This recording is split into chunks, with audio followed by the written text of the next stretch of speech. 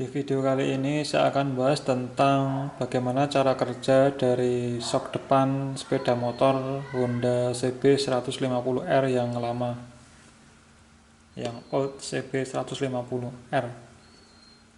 Pertama-tama kita bahas nama-nama komponennya terlebih dahulu. Yang pertama ini adalah yang bottom atau tabungnya, yang ke as roda, tembus as roda, kemudian di sana ada lubangnya. Nanti lubangnya ini yang di baut, kena baut ini ya. Kemudian kita lihat dalamnya.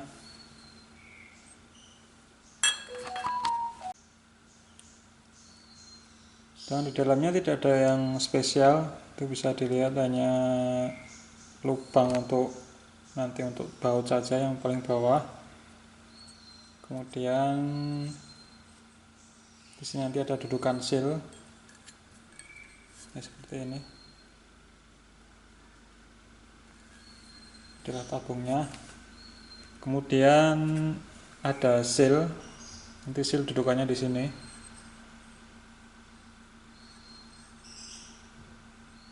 Kemudian nanti ditambahi dengan klip untuk ngunci sealnya.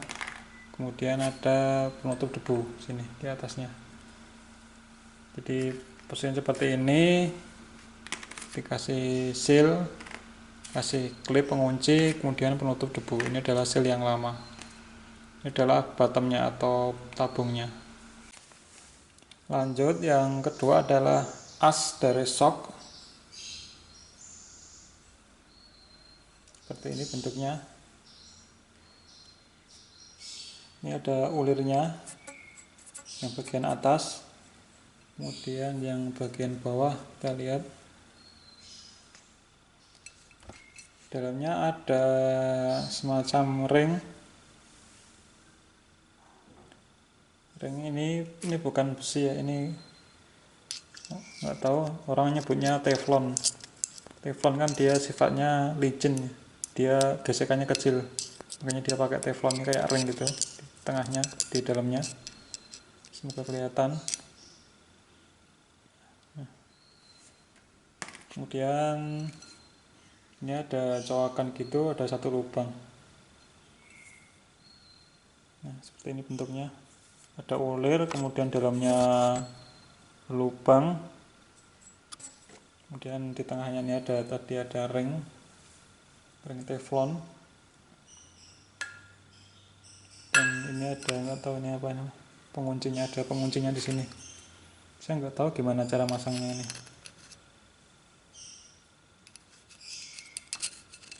Ya.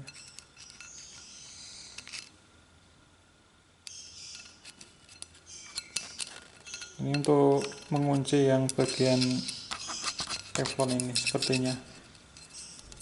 Nggak tahu cara masangnya ini. Oke, sekarang lanjut yang ketiga. Ini ada per, kemudian ada damper, orang nyebutnya sulingan. Kemudian ini ada dudukan sulingannya. Per, damper, ini ada ring untuk memantapkan dudukan di sini nanti. Kemudian ada spacer atau ganjel nanti untuk memberikan tekanan awal saat kita memasangnya. Ini. Kemudian di paling ujung ini ada penutupnya yang ada seal o-ringnya di atas sini. Jadi yang tutup ini semua satu rangkaian ini itu masuk ke dalam sini nanti. Masuk ke dalam as shock, kemudian as shock ini dimasukkan ke sini. Ini kita lihat, ini ya tutupnya ini nanti diulirkan di sini, makanya nanti dapat masuk ke sini. Dan ada minyak shock juga. Ini saya beli yang AHM yang volumenya 175 mm. 175 ml. Oke, itu adalah komponennya. Sekarang kita bahas bagaimana penyusunan dan cara kerjanya.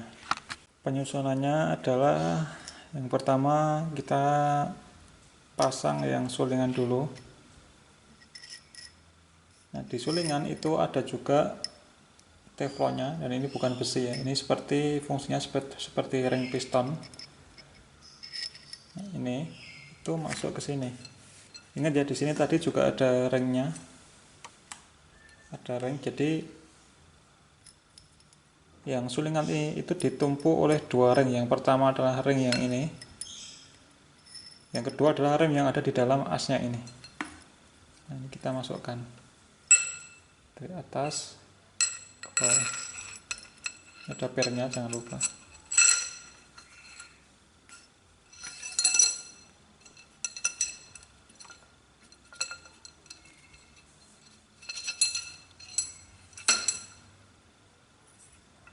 Nah, seperti ini.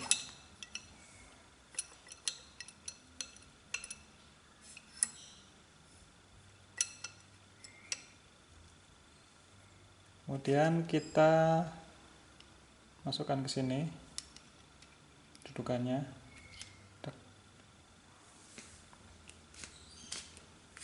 Lalu kita masukkan ke sini.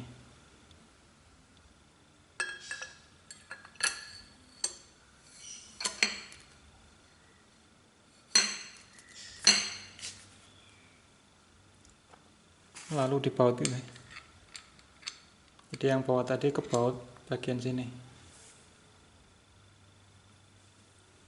Nah, seperti itu masangnya, dan ini saya buka lagi supaya gampang menjelaskannya.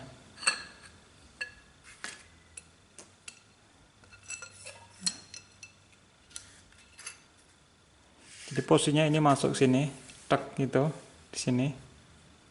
Kemudian ini kita baut. Ini dibaut ke sini. Nah, lalu bisa dulu. Jadi ceritanya ini sudah posisinya ada di dalam sini ya. Ini posisi dalam sini, dan ini posisi pembautannya. Ini dibaut di sini, jadi kencang. Ini menyatu dengan sulingan, jadi bottomnya ini menyatu dengan sulingan dengan diikat dengan baut. Jadi ini tetap tidak ada gerakan antara bottom dengan sulingan atau dengan dampernya. Kemudian ini masuk ke sini.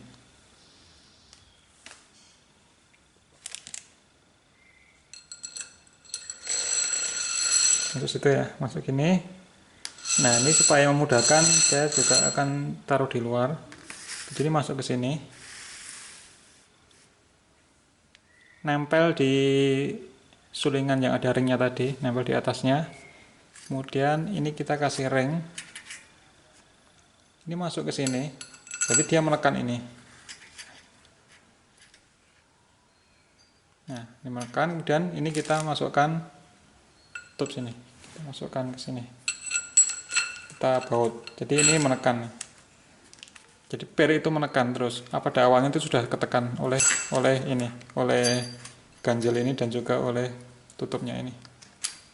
Nah, seperti itu. Nah, untuk memudahkan penjelasan akan saya bongkar lagi.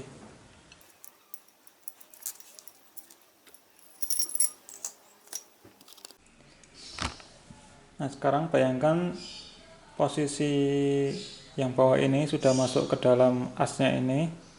Kemudian kedua set ini, jadi ini di dalamnya as, kemudian semuanya ini ada di dalamnya tabung atau bottomnya ini. Bayangkan posisi sudah seperti itu. Nah, jangan lupa ini sealnya juga sudah terpasang, seal oli dan seal debunya serta klipnya. Nah, sekarang kita bahas fungsi satu persatu komponen. Nah, sekarang apa fungsi dari bottomnya ini? Bottomnya ini fungsi simpelnya itu hanya untuk, bukan hanya ya, ini memang tujuannya untuk memberikan atau membuat gerakan asnya itu dia lurus, benar-benar lurus. Nah, supaya gerakan asnya ini naik turunnya itu lurus. Nah, itu dijamin oleh bottomnya ini. Ini lihat, ini tidak ada kekocakan ini. Ini yang bikin presisi sekali ini. Tidak ada kekocakan. Nah, Dengan demikian gerakan dari asnya ini benar-benar lurus, tidak ada kekocakan.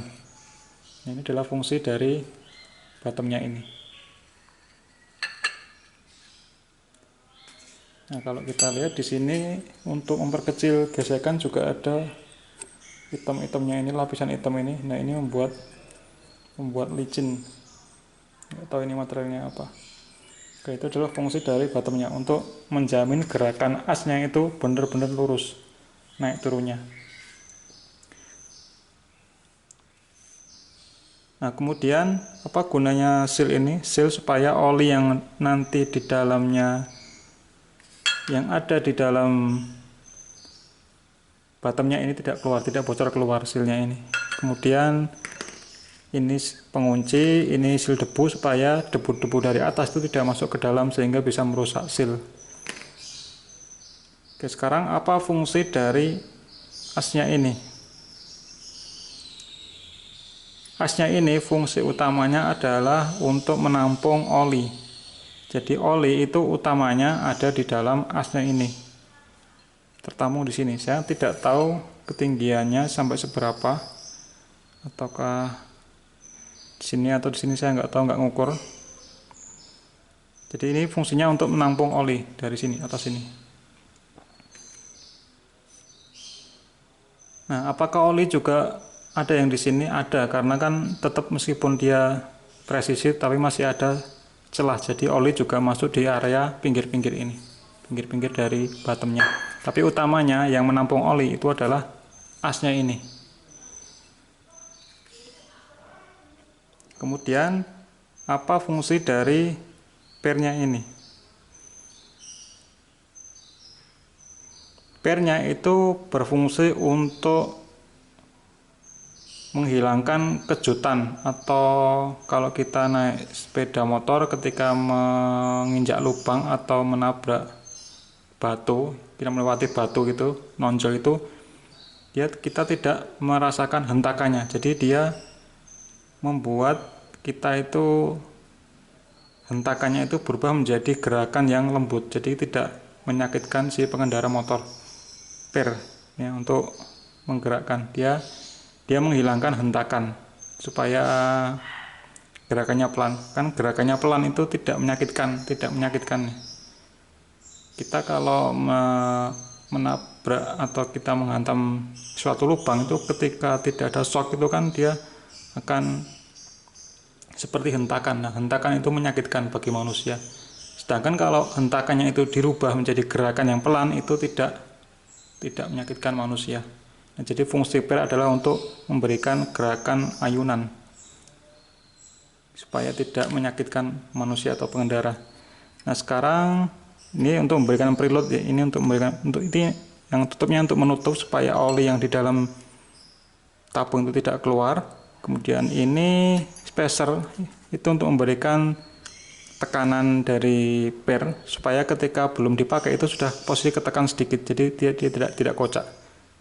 Oke, jadi pernya itu untuk tadi ya, menghilangkan hentakan. Kemudian ini damper, fungsinya supaya pernya itu tidak terus berayun. Kalau hanya per saja, nanti ketika kita melewati lubang atau melewati batu yang cukup tinggi, itu nanti akan bumping, jadi akan terus begini terus. Jadi dia susah berhenti, kan juga tidak nyaman bagi manusia. Manusia kan pengennya dia ketika melewati tonjolan atau lubang dia mengayun, tetapi cukup sekali saja, mengayun sekali kemudian dia sudah tenang lagi. Nah, itu lebih nyaman daripada pertama kita kalau hanya pakai per itu kita bisa mengayun gini, pertama ini stang kita ya mengayun, kemudian kalau tanpa damper dia akan mengayun terus gini, jadi kan membuat tidak nyaman juga. Jadi fungsi yang ini sulingan atau damper itu adalah dia menjamin bahwa setelah mengayun pertama itu kembalinya itu langsung stabil, jadi tidak ada ayunan lagi. Begitu melewati lubang turun kemudian kembali lagi, udah tenang lagi. Nah, seperti itu fungsi dari damper. Dia untuk mengurangi atau meredam supaya pernya ini tidak terus-menerus berayun. Nah, sekarang kita bahas bagaimana kerja per sesungguhnya di dalam SOC. Nah, kita ingat sekali lagi bahwa satu set ini, yang bawah ini itu ada di dalam asnya ini. Kemudian semuanya ini ada di dalam bottomnya atau tabung yang bawah ini. Nah, kemudian antara tabung atau bottom dengan sulingan itu diikat dengan baut ini. Jadi antara bottom dengan sulingan itu tidak ada gerakan, ini tetap posisinya. Nah, seperti itu. Nah, sekarang kita bayangkan yang ini, asnya SOC ini itu kan dihubungkan atau diklem, dijepit di stang. Nah, berarti ketika stangnya itu melewati lubang, dia akan turun ke bawah stangnya. Nah, berarti asnya ini itu kedorong ke bawah ini. Berarti stang ke bawah. Kalau stang kembali, berarti dia kembali ke sini. Naik lagi. Nah, perhatikan bahwa di dalam asnya itu ada per, kemudian spacer, kemudian ada tutupnya ini. Nah, ini kan tutupnya di sini. Nah, jadi pernya itu dijepit antara ujung dari suling dengan ujung dari tutupnya ini dan ada di dalam sini. Nah, sehingga ketika asnya ini bergerak turun, nah berarti karena ini dibautkan di sini, dia juga akan menekan spacer ini ke bawah sini. Spacer menekan pegas, berarti pegas itu akan bergerak ke bawah sini, ke tekan, ke kompresi. Nah, tekan sini. Nah, begitu setelah mentok dia akan kembali karena dia akan per ya. Jadi ketika dia ketekan, dia akan memanjang lagi. Nah, memanjangnya lagi berarti dia akan mendorong tutupnya ini, sedangkan tutupnya ini dibautkan ke sini, berarti dia akan mendorong ini ke atas lagi. Nah, berarti ketika asnya itu ke bawah, dia akan ini kan tetap ya, ini tetap, berarti pernya akan ketekan. Karena per itu elastis, dia akan kembali lagi ke atas, dia akan mendorong lagi ke sini. Nah, dia ada lubang, kembali lagi. Kalau kena lubang terus, ini berarti gini terus. Oke, nah sekarang misalkan di dalam silinder ini, di dalam asnya ini tidak ada oli. Sedangkan oli digabungkan dengan sulingan itu berfungsi sebagai damper. Yang tadi ya, dia supaya per itu tidak berayun terus-menerus. Nah, kalau tanpa oli apa yang terjadi? Yang terjadi adalah ketika melewati lubang itu di suspensi depan kita itu akan mengayun,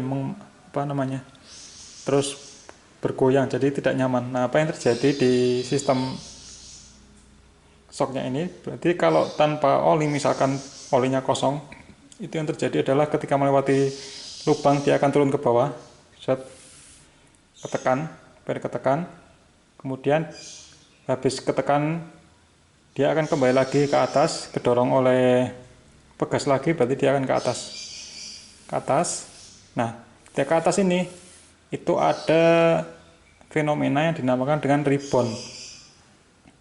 Rebound itu artinya ring yang ada di dalam sini dia akan menekan ring pada sulingan. Kita lihat lagi ya. Ini juga ada, atau kayaknya materialnya juga teflon, itu ada ringnya.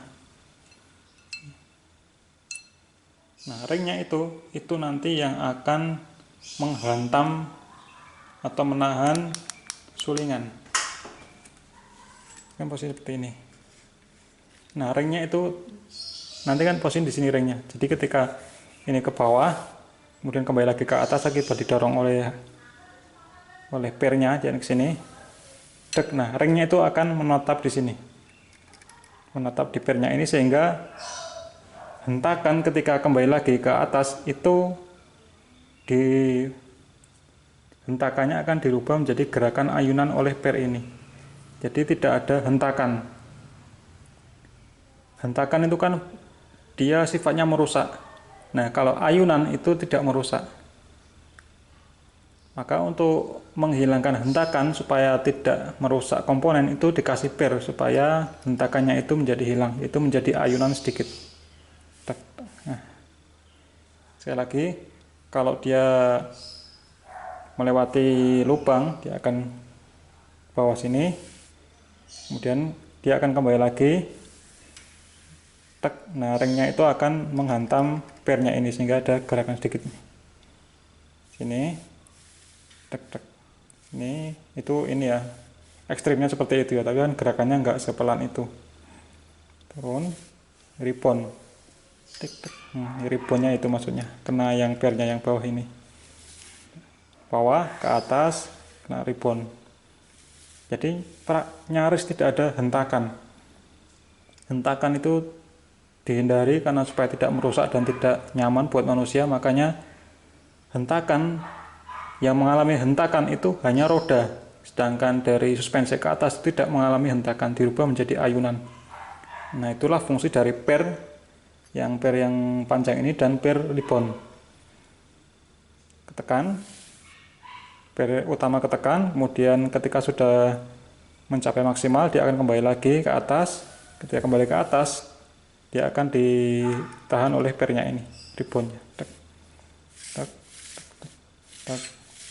Nah, saya ulangi lagi, ketika tidak ada minyak, tidak ada oli, berarti tidak ada damper. Tidak ada damper berarti pegas akan terus-menerus mengalami ayunan. Akibatnya adalah gini. Lama dia berhentinya. Apalagi ini ada rebound. Kena lubang lagi, gini lagi. Nah, sampai dia suatu saat akan berhenti, tapi lama. Nah, itu kalau tanpa oli. Nah, bayangkan seperti itu ya, ini ketekan melewati ini. Nah, sekarang bagaimana kalau kita tambahkan oli? Kita isi oli dari atas ini. Jadi di dalam asnya ini kan masuk sini, dia terisi oli. Jadi dari bawah sini, dari sini ke atas. Nah, saya tidak tahu persisnya berapa ketinggian oli ketika semuanya ini dipasang. Apakah di sini, ataukah full? Saya tidak tahu ya. Teman-teman yang lebih paham bisa komentar ya. Berapa ketinggian oli ketika semuanya terpasang? Apakah sama dengan yang tutupnya ini, bottomnya? Apakah lebih tinggi sedikit, ataukah lebih tinggi, ataukah hampir penuh? Saya tidak tahu. Yang jelas posisi ketika ada olinya itu gerakannya tidak lagi seperti ini ya, tidak lagi bouncing ini lama, tetapi dia akan lebih cepat lagi berhentinya. Sebagai contoh ya, ini hanya ilustrasi saja. Ketika dia melewati lubang jalan, dia akan turun ke bawah sini. Nah, ini kemudian dia kembalinya itu pelan, berhenti, langsung berhenti. Idealnya seperti itu. Ketika lubang jalan dia akan turun, dan ketika kembali lagi dia berhenti. Jadi dia tidak mengalami kayak gini tadi yang pertama. Kalau gini kan berarti dia stang kita gini terus ya, goncang terus karena per. Nah, dengan adanya oli kemudian ada sulingan ini, dia menyebabkan ketika turun itu idealnya sama seperti tanpa damper. Jadi dia turunnya itu lancar, kembalinya dia pelan, berhenti. Turunnya lancar, kembali.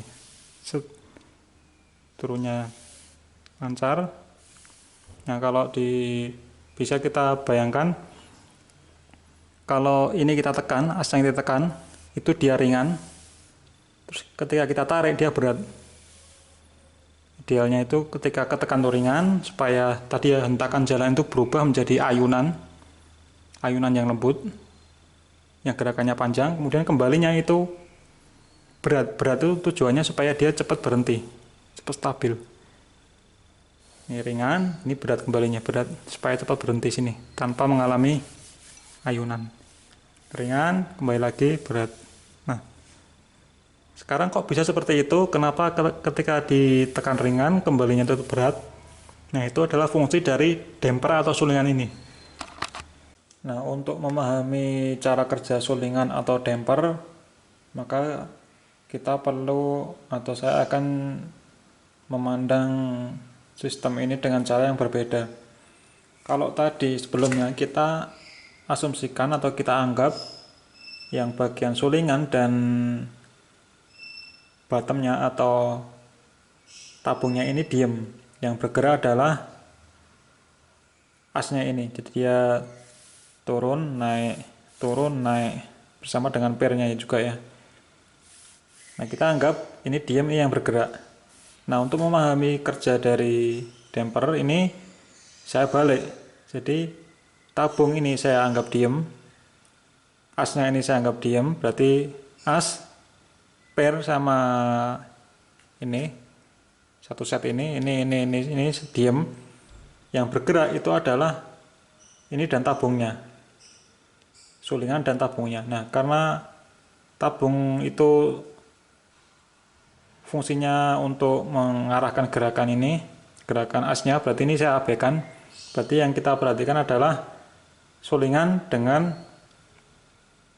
asnya ini, dimana as sama pair dan setnya ini, satu set pair ini dengan asnya diem, yang bergerak adalah sulingannya. Sehingga posisi stang turun berarti kalau tadi posisi stang turun itu adalah ini bergerak ke sini ke bawah, ini kita balik, ini diam berarti ini yang bergerak, berarti sulingannya yang bergerak ke atas. Ini adalah posisi stang turun. Nah, begitu stang kembali ke atas berarti ininya ke bawah ini. Saya ulangi, stang turun ke bawah berarti dia bergerak ke sini kanan. Stang kembali ke atas berarti dia bergerak ke kiri. Ini turun, ini stang turun, ini stang naik. Stang turun, stang naik, stang turun, stang naik. Nah, seperti itu ya. Nah, sekarang posisi sulingan sama pairnya itu seperti ini posisinya. Kemudian ada di dalam tabung. Dalam as ini. Nah, kemudian ini terisi oli dari bawah sini. Ini kan kena ini ya, kena tabungnya ini. Bottomnya ini kan ada olinya di dalam sini. Berarti ini di sini direndam dengan oli. Terus di atasnya ini juga oli. Oli yang ada di dalam asnya. Berarti sini oli terus, ini oli. Nah, saya belum tahu tingginya itu seberapa ya, teman-teman sebenarnya. Tinggi normal itu seberapa? Anggap aja tingginya segini ya, misalkan setengah sini. Ini tinggi olinya sini. Ini oli, direndam oli sampai tingginya seperti ini. Di sini misalkan ya, saya nggak tahu pastinya. Nah, sekarang ketika stang turun ke bawah berarti ini bergerak ke atas ini. Mendorong pegas. Mendorong pegas. Kemudian ketika sudah posisi maksimal, pegas akan mendorong sulingan ini ke bawah. Dek, mentok di ringnya di sini, rebound kayak tadi ya. Jadi posisi stang ke bawah, ini ke atas. Dia kembali ya, dek dan rebound kena ringnya. Nah, sekarang kita kembali lagi di pengertian awal tadi, bahwa ketika stang itu ke bawah dia ringan, kemudian kita stang kembali ke atas dia berat, ringan, berat, ringan, berat. Berarti posisi seperti ini ketika stang turun berarti di sini itu ringan. Ketika ini ada olinya, ketika ini kedorong ke atas ini, ke atas, artinya stang turun, ini ringan. Nah, ketika dia ke bawah sini dia berat. Kita ke atas ringan, ketika dia kembali ke bawah dia berat. Ke atas itu dia mendorong pair, ke bawah dia didorong oleh pair. Ke atas mendorong pair ini, ke bawah dia didorong oleh pair. Ke atas dia ringan, ke bawah dia berat. Nah, bagaimana bisa seperti itu padahal bentuknya cuma seperti ini? Kita lihat detailnya. Ini untuk rebound ya tadi ya. Untuk rebound kita abaikan, kita sudah paham tadi. Nah, kenapa ketika ini diisi oli di dalam sini ya, di dalam asnya oli, ketika kita gerakkan ke atas ini, ke atas ini ya, ini ke atas, kenapa dia berat. Kenapa dia ringan ketika ke atas? Dan ketika kita tarik ke bawah, kenapa dia berat? Nah, kita lihat bahwa di sulingan itu ada ini lubang ya. Lubang, lihat. Ada lubang, kemudian ditutup oleh baut ini. Saya akan buka bautnya dulu. Nah, dia tembus ini.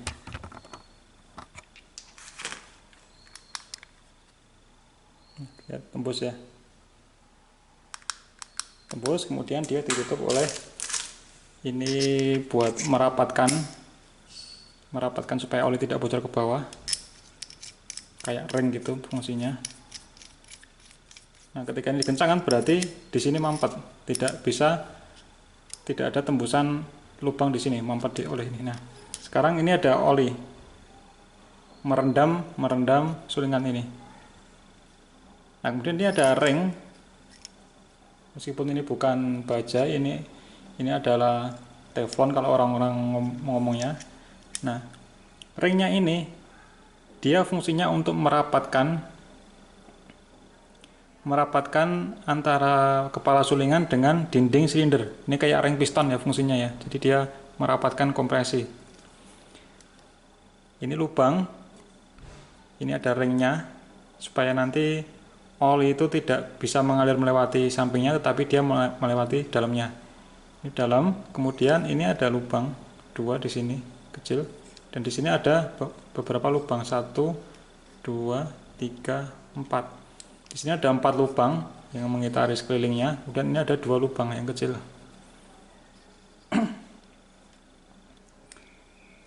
Nah, apa yang terjadi ketika ini direndam, kemudian kita dorong ke kanan?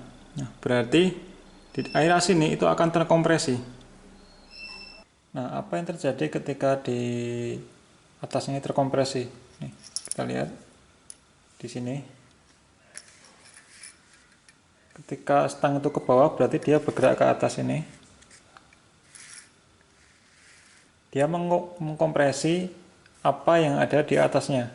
Nah, sedangkan di atasnya itu kan dia sudah terendam ya, oli dari sini ke bawah sini ke atas. Nah, asumsi anggap aja oli itu hanya ada di separuh sini, misalkan ya. Saya nggak tahu pastinya ini, sekali lagi. Misalkan oli itu tidak penuh, dia misalkan di sini. Jadi di sini itu ada rongga udara. Nah, ketika ada rongga udara berarti ketika ini bergerak ke atas, berarti dia ringan. Kenapa ringan? Karena di sini ada udara. Udara kan dia simpaknya bisa dimampatkan, bisa terkompresi. Berarti rongga-rongga udara di sini akan memperingan gerakan dari sulingan. Di sini ringan. Nah, ini merupakan jawaban kenapa ketika bergerak ke bawah, stang ke bawah, berarti dia ke atas itu dia ringan. Karena di sini masih ada udara. Udara itu bisa dimampatkan. Nah, sekarang ketika dia kembali ke bawah karena didorong oleh per ini, itu akan berat. Kenapa berat? Kita bayangkan lagi. Kita ulangi lagi. Ketika dia bergerak ke atas, di sini ini ada cairan, di sini ada rongga udara. Cairan di sini karena terkompresi itu akan masuk melalui sini, lubang dalam sini. Akan masuk ke sini dan keluar melalui lubang-lubang kecil, lubang sini maupun lubang sini. Jadi ketika dia bergerak ke atas, karena yang di atas itu terkompresi, maka yang terkompresi itu akan mencari jalur keluar, yaitu ke dalam sini, karena dia lubangnya gede. Sini, kemudian keluar lewati lubang-lubang ini. Nah, dengan demikian akan terjadi aliran oli dari atas ke bawah sini, dan berarti di bawah sini akan teraliri oli dari atas. Nah, karena di sini tadi sekali lagi ada rongga udara, berarti dia ringan. Nah, karena dia sudah penuh dengan oli, maka ketika dia bergerak ke bawah sini, dia akan berat. Karena apa? Karena oli yang ada di sini Ini semua yang area yang ada di sini itu semuanya adalah oli, tidak ada rongga udara, sehingga ketika minyak dikompresi, ini kan kompresi, ini ada ringnya ke bawah berarti kompresi, berarti minyak itu sifatnya adalah tidak dapat dimampatkan. Tidak dapat dimampatkan berarti dia berat ketika dimampatkan. Nah,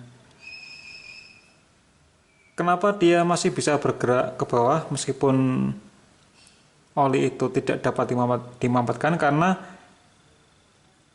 kita masih memberikan jalur buat oli itu untuk mengalir, yaitu melalui lubang-lubang ini. Nah, jadi dia oli yang ada di bawah ketika ini bergerak ke bawah, dia akan masuk ke dalam rongga karena diselingkupi ya. Ini di dalam asnya ini dia ada minyaknya. Ketika dia ke bawah berarti minyak yang ada di sini itu akan tertekan dan keluar ke atas melalui lubang-lubang ini. Nah, sehingga berat karena yang dikompresi itu adalah aliran, yang dikompresi adalah minyak, dan minyak itu dialirkan melalui lubang-lubang yang kecil, jadi dia berat. Ulang lagi, ketika dia ke atas ringan, ke atas itu ringan karena apa? Karena di atas masih ada rongga udara, kemudian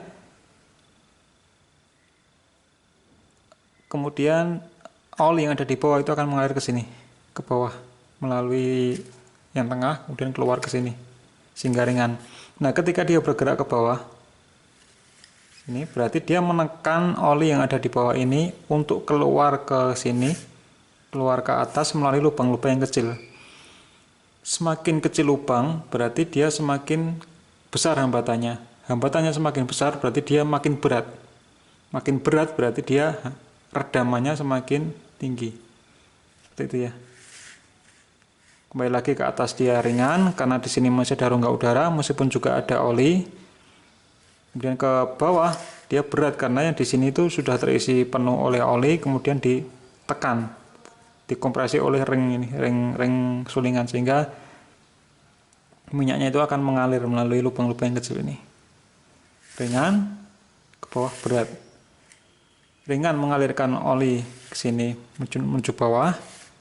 Ringan, kemudian masih ada udara di sini, terus kemudian kita kembali itu berat karena di sini itu penuh dengan oli yang dikompresi, kemudian dia olinya itu dipaksa untuk keluar melalui lubang-lubang yang kecil, makanya dia berat. Ringan, berat, ringan, berat, ringan, berat.